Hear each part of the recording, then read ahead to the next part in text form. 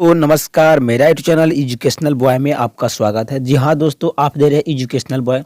दोस्तों आज हम लोग देखने वाले हैं मॉडल सेटल 4, जो आपको 12th के एग्जाम में 2023 के एग्जाम में अति महत्वपूर्ण ऑब्जेक्टिव साबित होगा। दोस्तों आप लोग के ऑब्जेक्टिव क्वेश्चन देखने को सेम टू सेम आपको फाइनल एग्जाम में देखने के लिए मिलेगा। इससे पहले आपसे दोस्तों छोटा सा रिक्वेस्ट, अगर मेरे चैनल पर नए होंगे तो मेरे चैनल को करना होगा सब्सक्राइब, और चैनल को सब्सक्राइब करके बेल आइकन प्रेस कर देना, ताकि मैं कोई भी नई वीडियो अपलोड करूं तो आपके चैनल पर जरूर मिले। ठीक है दोस्तों, तो आइए हम लोग करते हैं फर्स्ट क्वेश्चन को, वीडियो को स्टार्ट करते हैं। फर्स्ट क्वेश्चन बोल रहा है, चलिए, बोला कि निम्नलिखित में से कौन जनसंख्या नियंत्रण की शैल्य विधि है। ठीक है दोस्तों, बोला कि निम्नलिखित में से कौन जनसंख्या नियंत्रण की शैल्य विधि है। ठीक है दोस्तों, शैल्य विधि के मतलब होता है काटना। ठीक है दोस्तों, किसी चीज को काटना। तो ऑप्शन में बोल रहा है, ऑप्शन ए में बोल रहा कि वैक्सोटॉमी, ऑप्शन बी में बोल रहा टिबेकेटॉमी, ऑप्शन सी में बोल रहा है दोनों, और डी में बोल रहा है इनमें से कोई नहीं। तो निम्न में से जनसंख्या जो नियंत्रण करने की जो विधि होता है दोस्तों, वो आपका होता है, यानी कि वैक्सोटॉमी भी होता है और टिबेकेटॉमी भी होता है। तो इसका जो करेक्ट आंसर हो जाएगा ऑप्शन सी हो जाएगा दोनों में। लेकिन ठीक है, वैक्सोटॉमी जो किया जाता है वो आपका किया जाता है पुरुष में। ठीक है दोस्तों, क्या होता है पुरुष में, और जो सॉरी दोस्तों, जो वैक्सोटॉमी है वो किया जाता है आपका, ठीक है, पुरुष में, और टिबेकेटॉमी जो किया जाता है वो आपका होता है स्त्री में। ठीक है दोस्तों, ये आपको याद होना चाहिए। चलिए दूसरा क्वेश्चन की ओर बढ़ते हैं। चलिए दूसरा क्वेश्चन बोला कि निम्नलिखित में कॉपर टी रोकता है। ठीक है दोस्तों, बोला निम्नलिखित में से कॉपर टी क्या रोकता है, कॉपर टी किसको रोकता है।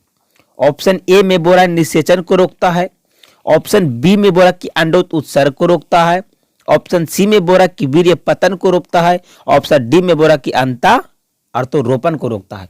तो जो कॉपर टी किसको रोकता है, इसका जो करेक्ट आंसर हो जाएगा, जो कॉपर टी होता है वो निषेचन को रोकता है। क्योंकि जो कॉपर टी होता है एक आयन, कॉपर आयन स्रावित करता है, और जो भी शुक्राणु जाते हैं उसको क्या कर देता है, उसको गति को नष्ट कर देता है। इसका करेक्ट आंसर सी हो, बी हो, ए हो जाएगा, यानी कि निषेचन। हम लोग दूसरा क्वेश्चन की ओर बढ़ते हैं। चलिए, पूरक की महिला में शल्य क्रिया द्वारा बंध्यकरण प्रक्रिया को क्या कहते हैं। ठीक है दोस्तों, यानी कि वैसा शल्य क्रिया जो महिला में किया जाता है, यानी कि जो बंध्यकरण प्रक्रिया होती है, उसे हम क्या कहते हैं। तो ऑप्शन ए में बोल रहा है नलिका छेदन, बी में बोल रहा है कि शुक्रवाहक छेदन, सी में बोल रहा है कि पर्यातारोपण, और डी में बोल रहा है रोधक। तो यानी कि जो ऑपरेशन, यानी कि जो महिला में किया जाता है उस प्रक्रिया को क्या बोलते हैं। तो इसका जो करेक्ट आंसर हो जाएगा आपको नलिका छेदन हो जाएगा, यानी कि 3 का ये इज द करेक्ट आंसर हो जाएगा। चलिए हम लोग चौथा क्वेश्चन देखते हैं। बोला कि निम्नलिखित में से कौन यौन संचारित रोग है। ठीक है दोस्तों, निम्नलिखित में से कौन यौन संचारित रोग है। ऑप्शन ए में बोल रहा है मलेरिया, ऑप्शन डी में बोल रहा है एड्स। तो इसका जो करेक्ट आंसर हो जाएगा आपको क्या हो जाएगा, एड्स हो जाएगा। ठीक है, यानी कि 4 का B is the correct answer हो जाएगा। चलिए हम लोग पांचवा क्वेश्चन की ओर बढ़ते हैं। चलिए पांचवा क्वेश्चन बोला कि दोस्तों कि यौन संचारित रोग है। ठीक है, यौन संचारित रोग कौन है। ठीक है दोस्तों, यौन संचारित रोग कौन है। तो ऑप्शन ए में बोल रहा है खसरा, बी में बोल रहा है टीबी, सी में बोल रहा है गोनोरिया, और डी में बोल रहा है टाइफाइड। तो दोस्तों जो यौन संचारित जो रोग होता है वो आपको होता है गोनोरिया। ठीक, क्या होता है गोनोरिया, यानी कि सी इज द करेक्ट आंसर हो जाएगा। गोनोरिया को बोला जाता है दोस्तों सुजाक, क्या बोला जाता है, सुजाक भी बोला जाता है। चलिए हम लोग अगले क्वेश्चन की ओर बढ़ते हैं। चलिए, बुरक की अंतः गर्भाशय। ठीक है दोस्तों, बुरक की अंतः गर्भाशय तकनीक की औसत सफलता की दर होता है। यानी कि अंतः गर्भाशय का मतलब होता है IUDS, यानी कि अंतः गर्भाशय डिवाइसेस सिस्टम, यानी कि वैसा सिस्टम जो गर्भाशय में लगाया जाता है उसमें कितना प्रतिशत असफल हो जाता है। तो ऑप्शन ए में बोल रहा है 23%, ऑप्शन बी में बोल रहा है 20%, ऑप्शन सी में बोल रहा है 1%, ऑप्शन डी में बोल रहा है 4%। यानी कि गर्भाशय में यानी तकनीक का इस्तेमाल करते भर में भी 4% चांस बनता है कि वो गर्भवती हो जाएगी, यानी कि इसका करेक्ट आंसर डी हो जाएगा। चलिए हम लोग 7वां क्वेश्चन देखते हैं। चलिए बोला कि जनन स्वास्थ्य के लिए क्या सावधानी की जरूरत होती है। ठीक है दोस्तों, बोला कि जनन स्वास्थ्य, यानी कि जनन स्वास्थ्य के मतलब होता है रिलेटेड, यानी कि सेक्सुअल से रिलेटेड होना चाहिए। ठीक है दोस्तों, बोला कि जनन स्वास्थ्य के लिए क्या सावधानी की जरूरत होती है। तो ऑप्शन ए में बोल रहा है कि यौन संचारित से बचाव, बी में बोल रहा है गर्भपात, सी में बोल रहा है कि गर्भवती का सूचित देखभाल, और डी में बोल रहा है सभी। तो जो जनन स्वास्थ्य होता है उससे बचने के लिए सारे चीज की ये देखभाल करना जरूरी होता है, यानी कि 7 का जो आंसर हो जाएगा आपका D is the correct answer हो जाएगा। चलिए वो 8वां क्वेश्चन देखते हैं। बोला कि जनसंख्या विस्फोट का परिमाण है। ठीक है दोस्तों, जनसंख्या विस्फोट का परिमाण है, यानी कि जनसंख्या विस्फोट के मतलब होता है किसी क्षेत्र में जनसंख्या का अत्यधिक बढ़ जाना एकाएक। तो ऑप्शन ए में बोल रहा है कि आय का ह्रास हो जाएगा, बी में बोल रहा है कि भूमि का ह्रास होगा, सी में बोल रहा है कि खनिज का ह्रास होगा, और डी में बोल रहा है कि इनमें से सभी का ह्रास होगा। अगर किसी क्षेत्र में जनसंख्या अत्यधिक बढ़ जाती है तो उस क्षेत्र में सारा का क्या हो जाएगा, ह्रास हो जाएगा। जिसका जो करेक्ट आंसर हो जाएगा आपका ऑप्शन नंबर डी हो जाएगा। क्या हो जाएगा, ऑप्शन नंबर डी हो जाएगा, यानी कि इनमें से सभी। चलिए हम लोग 9वां क्वेश्चन देखते हैं। चलिए 9वां क्वेश्चन बोल रहा है कि जनसंख्या नियंत्रण के लिए हार्मोनल गर्भ निरोधक गोली प्रयुक्त है, यानी कि वैसा गोली, यानी कि जनसंख्या को नियंत्रण करना है और उसमें हार्मोन का इस्तेमाल किया गया। ठीक है दोस्तों, हार्मोन का इस्तेमाल किया गया, तो हर दावा क्या है। तो ऑप्शन ए में बोला कि माला डी है, ऑप्शन बी में बोला कि माला एन है, ऑप्शन सी में बोला कि सहेली है, ऑप्शन डी में बोला कि सही है। तो इसका जो करेक्ट आंसर हो जाएगा ऑप्शन डी हो जाएगा सभी, यानी कि तीनों दवा में क्या होता है, हार्मोन उपस्थित होता है। किसी में प्रोजेस्टेरोन होता है तो किसी में एस्ट्रोजन होता है। चलिए हम लोग 10वां क्वेश्चन की ओर बढ़ते हैं। 10वां क्वेश्चन बोल रहा है कि निषेचन रोकने के लिए शैल क्रिया को क्या कहते हैं, यानी कि निषेचन हो गया तो उसको रोकना है, तो उस रोकने की क्रिया को हम लोग क्या कहते हैं। ठीक है दोस्तों, उस क्रिया को क्या कहते हैं। तो ऑप्शन ए में बोल रहा है कि वैक्सोटॉमी, बी में बोल रहा है कि टिबेकोटॉमी, सी में बोल रहा है कि एमटीपी, और डी में बोल रहा है सभी। तो इसका जो करेक्ट आंसर हो जाएगा ऑप्शन डी हो जाएगा, यानी कि वैक्सोटॉमी और टिबेकोटॉमी और एमटीपी के द्वारा भी निषेचन की क्रिया को रोका जा सकता है। चलिए हम लोग 11वां क्वेश्चन की ओर बढ़ते हैं। उससे पहले दोस्तों आपको छोटा सा रिक्वेस्ट है, अगर मेरा वीडियो अच्छा लग रहा होगा तो मेरे चैनल को करना सब्सक्राइब, और चैनल को सब्सक्राइब करके बेल आइकन प्रेस कर देना, ताकि मैं इसी तरह से कोई भी वीडियो अपलोड करूं तो आपके चैनल पर जरूर मिले दोस्तों। ठीक है दोस्तों, चलिए हम लोग 11 क्वेश्चन की ओर बढ़ते हैं। चलिए 11 क्वेश्चन बोला कि निम्नलिखित में से कौन यौन संचारित रोग है। ठीक है दोस्तों, बोला कि निम्नलिखित में से कौन यौन संचारित रोग है, यानी कि सेक्सुअल डिजीज है, यानी कि सेक्स संभोग करने से क्या होता है, उस रोग का संचारित होता है, एक व्यक्ति से दूसरे व्यक्ति में उसका फैलाव होता है। तो ऑप्शन ए में बोल रहा है टाइफाइड, बी में बोल रहा है हैजा, सी में बोल रहा है कि मलेरिया, और डी में बोल रहा है सिफिलिस। तो इनमें से कौन रोग है जो यौन संचारित रोग है, आपका याद होगा दोस्तों, जिसका जो करेक्ट आंसर हो जाएगा ऑप्शन नंबर डी पर आप टिक आउट किए होंगे। तो इसका जो करेक्ट आंसर हो जाएगा आपका डी हो जाएगा सिफिलिस। अब इसको हार्पिस भी बोलते हैं। ठीक है दोस्तों, इसको हार्पिस भी बोलते हैं। चलिए हम लोग 12वां क्वेश्चन की ओर बढ़ते हैं। चलिए बोला कि भारत में प्रथम जनगणना कब हुई, यानी कि जो आजादी के बाद जो जनगणना हुआ था दोस्तों वो कब हुआ था। तो ऑप्शन ए में बोल रहा है कि 1851 ईस्वी में, ऑप्शन बी में बोल रहा है कि 1872 ईस्वी में, ऑप्शन सी में बोल रहा है कि 1921 ईस्वी में, ऑप्शन डी में बोल रहा है 1951 ईस्वी में। तो इसका जो करेक्ट आंसर हो जाएगा ऑप्शन नंबर डी हो जाएगा। ठीक है दोस्तों, क्या हो जाएगा option number D is the correct answer हो जाएगा। चलिए हम लोग 13 नंबर क्वेश्चन की ओर बढ़ते हैं। चलिए बोरा की उच्च मृत्यु दर के कारण जनसंख्या के तीव्र ह्रास क्या कहलाता है, यानी कि दोस्तों इसका बोल रहा है कि उच्च मृत्यु दर, यानी कि किसी क्षेत्र में लोग ज्यादा मर रहे हैं तो जो जनसंख्या की जो ह्रास होता है उसे क्या कहते हैं। तो ऑप्शन ए में बोल रहा है जनसंख्या का घनत्व, यानी घनत्व का मतलब क्या होता है दोस्तों, उस क्षेत्र में लोग ज्यादा रहेंगे, तो यानी कि किसी क्षेत्र में लोग ज्यादा मरेंगे तो क्या उस लोग क्षेत्र में ज्यादा रहेंगे, तो नहीं, उसकी जनसंख्या क्या हो जाएगा, घट जाएगा। हम लोग अगले ऑप्शन देखते हैं। ऑप्शन बी में बोल रहा है जनसंख्या का अवनमन, यानी कि अवनमन की मतलब होता है दोस्तों उसकी जनसंख्या की कमी होगा। जिसका जो करेक्ट आंसर हो जाएगा ऑप्शन नंबर बी हो जाएगा, जनसंख्या का अवनमन हो जाएगा।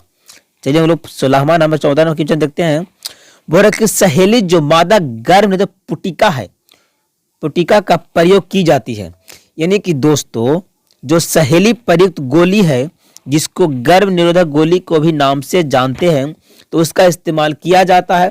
ऑप्शन ए में बोल रहा है कि रोजाना उसका इस्तेमाल किया जाता है, ऑप्शन बी में बोल रहा है कि साप्ताहिक, ऑप्शन सी में बोल रहा है तिमाही, ऑप्शन डी में बोल रहा है मासिक। तो जो सहेली जो प्रयुक्त गोली है जो गर्भ निरोधक, उसका जो इस्तेमाल किया जाता है दोस्तों वो होता है साप्ताहिक, यानी कि सप्ताह में एक बार सहेली गोली का इस्तेमाल करना चाहिए। और जो सहेली गोली जो बना था दोस्तों इसको उत्तर प्रदेश लखनऊ में बनाया गया था। चलिए 15वां नंबर क्वेश्चन देखते हैं। वह कि प्रथम मानव जनगणना विस्फोट का कारण हुआ, यानी कि जो प्रथम बोल रहा है जो प्रथम मानव जनसंख्या विस्फोट का कारण क्या है, यानी कि प्रथम कारण क्या है कि जो मानव जाति का जो इतना जनसंख्या बढ़ रहा है। तो ऑप्शन ए में बोला कि कृषि के कारण बढ़ रहा है, ऑप्शन बी में बोला कि औद्योगिकीकरण के द्वारा बढ़ रहा है, ऑप्शन सी में बोला कि अल्प आयु विवाह के द्वारा बढ़ रहा है, ऑप्शन डी में बोल रहा है कि संभवता का परिवर्तन, यानी कि जो मानव की जो इतना जनसंख्या बढ़ रहा है दोस्तों जो विस्फोट हो रहा है इसका मूल कारण होता है अल्प आयु में विवाह, यानी कि कम उम्र में विवाह करने से क्या होता है उसकी जनसंख्या तीव्र बढ़ती है। चलिए 16वां नंबर क्वेश्चन देखते हैं। बोला कि मादा की मुखिया गर्भ निरोधक किसको रोकती है, यानी कि मादा की जो मुखिया गोली का है वो किससे रोकती है। तो ऑप्शन ए में बोल रहा है कि अंडोत्सर्ग उत्सर्ग को रोकता है, ऑप्शन बी में बोल रहा है कि निषेचन को रोकता है, ऑप्शन सी में बोल रहा है कि रोपण को रोकता है, ऑप्शन डी में बोल रहा है कि योनि में शुक्राणु को प्रवेश को रोकता है। इसका जो करेक्ट आंसर हो जाएगा आपका ऑप्शन डी हो जाएगा, यानी कि योनि में शुक्राणु को प्रवेश को रोक देता है। चलिए 18वां नंबर की 17वां देखते हैं। बोला कि जन्म नियंत्रण की सर्वाधिक उपयुक्त विधि है। ठीक है दोस्तों, बोला कि जन्म नियंत्रण की यानी कि जन्म नियंत्रण की सर्वाधिक उपयुक्त विधि कौन सा है, यानी कि ऐसा कौन सा विधि है जो जनसंख्या कम कर चलिए तो ऐसा कौन सा विधि है जो जनसंख्या को कम करने के लिए इसका ज्यादा इस्तेमाल किया जाता है। चलिए हम लोग ऑप्शन देखते हैं। ऑप्शन ए में बोल रहा है गर्भपात, ऑप्शन बी में बोल रहा है कि मुखिया गोलियां यानी कि जो मुख के द्वारा खाया जाता है, ऑप्शन सी में बोल रहा है आपका वीर्य सेवन, ऑप्शन डी में बोल रहा है बांध्याकरण। तो जो ज्यादा जो इस्तेमाल किया जाता है दोस्तों जनसंख्या को कम करने के लिए जिसका मास्क किया जाता है बांध्याकरण, जिसको हम लोग नसबंदी भी बोलते हैं, यानी कि D is the correct answer हो जाएगा। चलिए हम लोग 18वां क्वेश्चन देखते हैं। बोला कि केंद्रीय औषधि अनुशासन संसाधन द्वारा कौन सी गर्भ निरोधक गोली का तैयार किया गया था। जी हाँ दोस्तों, ऑप्शन बोल रहा है क्वेश्चन कि केंद्रीय औषधि अनुसंधान के संस्थापन द्वारा कौन सी गर्भ निरोधक गोली तैयार की गई थी। तो ऑप्शन ए में बोल रहा है कि माला डी का इस्तेमाल किया बनाया गया था, ऑप्शन सी में बोल रहा कि संयुक्त गोली का इस्तेमाल किया गया था, ऑप्शन सी में बोल रहा कि सहेली का इस्तेमाल किया गया था, ऑप्शन डी में बोल रहा कि निरोध का इस्तेमाल किया गया। तो इसका जो करेक्ट आंसर हो जाएगा दोस्तों आपका सहेली हो जाएगा, जो आपका उत्तर प्रदेश लखनऊ में किया गया था, इसी गोली का इस्तेमाल प्रयोग किया गया था। चलिए हम 19वां नंबर क्वेश्चन देखते हैं। बोला कि निम्नलिखित में से कौन सी जनसंख्या की प्राकृतिक विधि नहीं है। ठीक है दोस्तों, यानी कि बोल रहा है क्वेश्चन कि निम्नलिखित में से कौन सी जनसंख्या नियंत्रण की प्राकृतिक विधि नहीं है, यानी कि प्राकृतिक विधि नहीं है कौन सा। ऑप्शन ए में बोल रहा है कि बाह्य स्खलन, ऑप्शन बी में बोल रहा है कि अवधि संलयन, ऑप्शन सी में बोल रहा है कि वैक्सोटॉमी, ऑप्शन डी में बोल रहा है अनावर्त स्तनपान। तो इसको हम लोग तीनों चारों के मतलब समझते हैं दोस्तों। ठीक है दोस्तों, बाह्य स्खलन के मतलब होता है संभोग करने के समय अगर वीर्य निकलने लगता है तो योनि के बाहर छोड़ देना, उसको बोलते हैं बाह्य स्खलन। बी में बोल रहा कि अवधि संलयन, अवधि संलयन के मतलब होता है दोस्तों एमसी के, यानी कि जो मासिक चक्र होता है उससे 14 दिन बाद संभोग से दूर रहना। ऑप्शन सी में बोल रहा है वैक्सोटॉमी, यानी कि ऑपरेशन करना। ऑप्शन डी में बोल रहा है अनावर्त स्तनपान। तो ये क्या होता है अनावत, यानी कि अगर बच्चा उत्पन्न होता है तो उसको अधिक मात्रा में बच्चे को स्तनपान करना चाहिए, कि दूध पिलवाना चाहिए। तो यानी कि जो वायु स्खलन होता है ये भी प्राकृतिक विधि है, अवधि संलयन होता है ये भी प्राकृतिक विधि है, स्तनपान अनावर्त ये भी क्या है, प्राकृतिक विधि है। तो इसका जो करेक्ट आंसर हो जाएगा क्या हो जाएगा, वैक्सोटोमी, जो एक कृत्रिम विधि है, एक डॉक्टर के द्वारा इसका इस्तेमाल किया जाता है। चलिए 20वां नंबर क्वेश्चन देखते हैं। चलिए बोले कि जनसंख्या का अध्ययन क्या कहलाता है।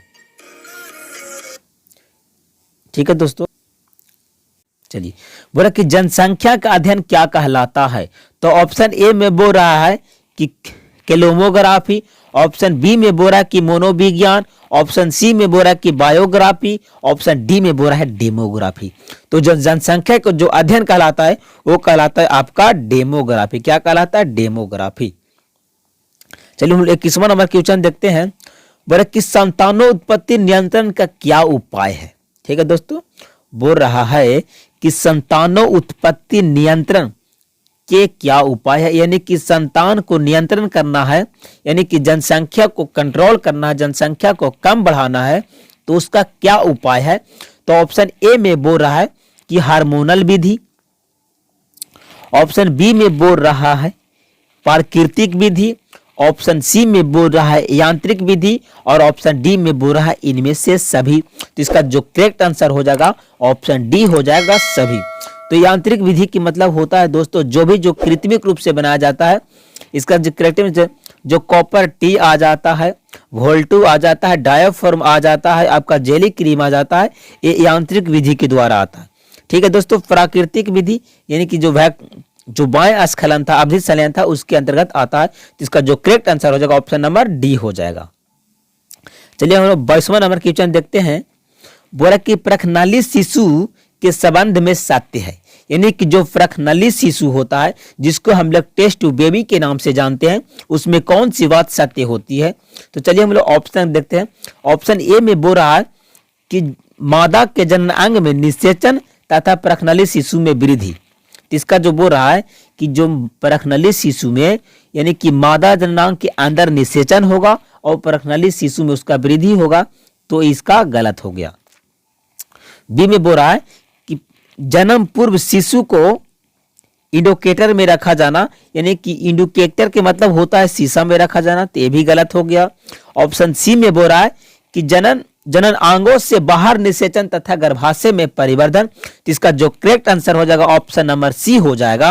ऑप्शन डी में बोला कि निषेचन तथा परिवर्धन गर्भाशय के बाहर, तो ये भी गलत हो जाएगा। यानी कि जो प्रखनली शिशु होता है उसका निषेचन बाहर होता है, लेकिन जो उसका गर्भधारण जो निर्माण होता है, जो भ्रूण का निर्माण होता है, गर्भाशय में होता है। तो ऑप्शन नंबर इसका सी हो जाएगा। चलिए हम लोग 23वां नंबर क्वेश्चन देखते हैं। बोला कि मॉर्निंग आफ्टर फिलिस, यानी कि एक दावा है, तो बोल रहा है कि इससे गर्भधार को रोका जा सकता है यदि इसे खाली स्थान घंटा के अंदर लिया जाता है। ठीक है दोस्तों, बोल रहा है कि मॉर्निंग आफ्टर फिलिस से गर्भधारण को रोका जा सकता है अगर इसको कितने घंटा के अंदर लिया जा सकता है।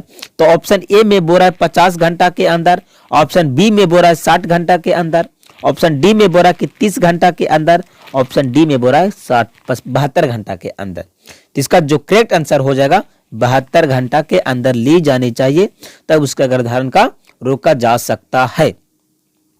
यानी कि संभोग करने के बाद 72 घंटा के अंदर ही जो मॉर्निंग आफ्टर फिलिस है उसका इस्तेमाल करने से गर्भधारण उसका रुक जाएगा। चलिए हम 24वां नंबर क्वेश्चन देखते हैं। चलिए बोला कि जनसंख्या नियंत्रण के लिए रासायनिक विधि उपयोग में लाई जाती है। ठीक है दोस्तों, बोला कि जनसंख्या नियंत्रण के लिए यानी कि जनसंख्या को रोकना है तो कौन सी विधि, रासायनिक विधि का इस्तेमाल किया जाता है। यानी कि रासायनिक विधि यानी कि इसमें कोई केमिकल का इस्तेमाल किया जाता है। तो ऑप्शन ए में बोल रहा है कि कैंडोम, ऑप्शन बी में बोल रहा है लूप, ऑप्शन ए में बोल रहा है, सी में बोल रहा है जेली क्रीम, ऑप्शन डी में बोल रहा है कि डायोफॉर्म। तो ये सारे क्या होता है, जो कैंडम होता है ये भी एक डिवाइस है।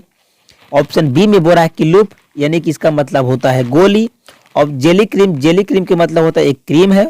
ऑप्शन डी में बोल रहा है कि डायोफॉर्म, ये भी एक तकनीक है। तो जो रासायनिक विधि के जो अंतर्गत आता है वो आपका जेली क्रीम आता है। यानी का जो 24 का करेक्ट आंसर हो जाएगा option number C is the correct answer हो जाएगा। चलिए हम लोग 25वां नंबर क्वेश्चन देखते हैं। बोला कि निम्नलिखित में से कौन सी यांत्रिक तकनीक ग्रीवा के ऊपर गर्भधारण में लगाया जाता है। ठीक है दोस्तों, क्वेश्चन बोल रहा है, चलिए यानी कि क्वेश्चन बोल रहा है आपको कि निम्नलिखित में से कौन सी विधि यांत्रिक तकनीक ग्रीवा के ऊपर गर्भधारण में लगाया जाता है। चलिए हम इसको ऑप्शन देखते हैं। ऑप्शन ए में बोल रहा है कि डायोफॉर्म, ऑप्शन बी में बोल रहा है कैंडोम, ऑप्शन सी में बोल रहा है लूप और ऑप्शन डी में बोल रहा है कॉपर टी। तो चलिए दोस्तों जिसको बारी बारी में अध्ययन करते हैं। चलिए तो ऑप्शन ए में बोल रहा है डायोफॉर्म। तो डायोफॉर्म होता है जो ग्रीवा के ऊपर लगाया जाता है। जिस तरह से एक वोल्टू होता है दोस्तों, उसी तरह से क्या होता है, डायोफॉर्म होता है। इसी तरह से डायोफॉर्म होता है, उसको ग्रीवा के अंदर लगाया जाता है। तो ऑप्शन बी में बोल रहा है कि कैंडोम। कैंडोम क्या होता है दोस्तों, इसको पेनिस पर लगाया जाता है, उसको पेनिस पर इसका इस्तेमाल किया जाता है। ऑप्शन सी में बोल रहा है लूप, यानी कि एक दावा है दोस्तों, इसका मुख के द्वारा खाया जाता है। और ऑप्शन डी में बोल रहा है कॉपर टी, जो इसका गर्भाशय में इस्तेमाल किया जाता है। इसका जो करेक्ट आंसर हो जाएगा ऑप्शन नंबर ए हो जाएगा डायोफॉर्म। चलिए 26वां नंबर क्वेश्चन देखते हैं। बोला कि गर्भ निरोधक गोली में निहित प्रोजेस्टेरोन का क्या तात्पर्य होता है। यानी कि जो गर्भ निरोधक गोली होता है दोस्तों, उसमें बोला कि प्रोजेस्टेरोन हार्मोन उपस्थित होता है। तो प्रोजेस्टेरोन हार्मोन की क्या कार्य होती है। ऑप्शन ए में बोला कि अंडोत्सर्ग उत्सर्ग को रोकना, ऑप्शन बी में बोला कि निषेचन को रोकना, ऑप्शन सी में बोला कि इग्मक के इम्पुलस को रोकना और ऑप्शन डी में क्रेभन को रोकना। तो इसका जो करेक्ट आंसर हो जाएगा दोस्तों आपका, ये हो जाएगा आपका अंडोत्सर्ग उत्सर्ग को रोकना, यानी कि अंडोत्सर्ग ही नहीं होने देती है। चलिए हम लोग 27वां नंबर क्वेश्चन देखते हैं। चलिए 27वां क्वेश्चन बोल रहा है कि शरीर के किस हिस्से में शुक्राणु नाशक द्वारा शुक्राणु को मारा जाता है। यानी कि शरीर का कौन सा ऐसा हिस्सा है जब हम शुक्राणु नाशक का इस्तेमाल करेंगे तो क्या होगा, शुक्राणु मर जाएगा। तो ऑप्शन ए में बोल रहा है कि योनि में, ऑप्शन बी में बोल रहा है कि ग्रीवा में, ऑप्शन सी में बोलो कि फेलोपियन टी में, ऑप्शन डी में बोला कि ए और बी यानी कि योनि और ग्रीवा में। तो इसका जो करेक्ट आंसर हो जाएगा दोस्तों ऑप्शन नंबर डी हो जाएगा, यानी कि योनि और ग्रीवा में, यानी कि शुक्राणु नाशक जो दवा होता है उसका इस्तेमाल करके शुक्राणु को हम मार सकते हैं। चलिए 28वां नंबर क्वेश्चन देखते हैं। बोला कि निम्नलिखित में से कौन यौन संचारित रोग है। ठीक है दोस्तों, फिर भी अगर क्वेश्चन है कि निम्नलिखित में से कौन यौन संचारित रोग है, तो ऑप्शन ए में बोल रहा है टाइफाइड, ऑप्शन बी में बोल रहा है कि टेटिनस, ऑप्शन सी में बोल रहा है कि लोफ्रिस, ऑप्शन डी में बोल रहा है कि हेपेटाइटिस बी। यानी कि इसका जो करेक्ट आंसर हो जाएगा दोस्तों आपका हेपेटाइटिस बी हो जाएगा, जो यौन संचारित रोग है। चलिए 29वां नंबर क्वेश्चन देखते हैं। बोला कि जनसंख्या अधिक होने से क्या होगा। ठीक है दोस्तों, अगर किसी क्षेत्र में जनसंख्या अधिक हो जाता है तो क्या होगा। चलिए हम लोग ऑप्शन देखते हैं। ऑप्शन ए में बोल रहा कि प्रति व्यक्ति आय में कमी हो जाएगी, ऑप्शन बी में बोल रहा है कि प्रति व्यक्ति आय की बढ़ोतरी हो जाएगी, ऑप्शन सी में बोल रहा है कि जनसंख्या धारण का स्वास्थ्य अच्छा हो जाएगा, ऑप्शन डी में बोल रहा है सभी हो जाएगा। तो अगर जनसंख्या किसी क्षेत्र में ज्यादा बढ़ जाती है तो उस क्षेत्र के प्रति व्यक्ति आय में क्या हो जाएगा, कमी हो जाएगा। यानी कि जितनी जनसंख्या बढ़ेगी उस घर की उतना ही स्थिति दयनीय रहेगी। चलिए हम लोग 30वां नंबर क्वेश्चन देते हैं और लास्ट क्वेश्चन है। बोला कि निम्नलिखित में से कौन विषाणु जनित रोग है। ठीक है दोस्तों, बोला कि निम्नलिखित में से कौन विषाणु जनित रोग है। तो ऑप्शन में बोल रहा है कि बर्ड फ्लू, बी में बोल रहा है कि पोलियो, सी में बोल रहा है एड्स और डी में बोल रहा है सभी। तो ये जो सारे रोग है जो विषाणु जनित रोग है, विषाणु के मतलब होता है वायरस। ठीक है दोस्तों, आज हम लोग मॉडल पेपर 4 में देखे हैं टोटल 30 क्वेश्चन। ठीक है दोस्तों, जिस क्वेश्चन में से आपको जितना ही सही होगा आपको कमेंट सेक्शन में जरूर देना है और वीडियो को शेयर जरूर करना है। अगर मेरे वीडियो को अभी तक चैनल को सब्सक्राइब नहीं किए तो चैनल को देना सब्सक्राइब और चैनल को सब्सक्राइब करके बेल आइकन प्रेस कर देना, ताकि मैं कोई भी नया वीडियो अपलोड करूँ तो आपके चैनल पर जरूर मिले। ठीक है दोस्तों, तो थैंक यू सो मच।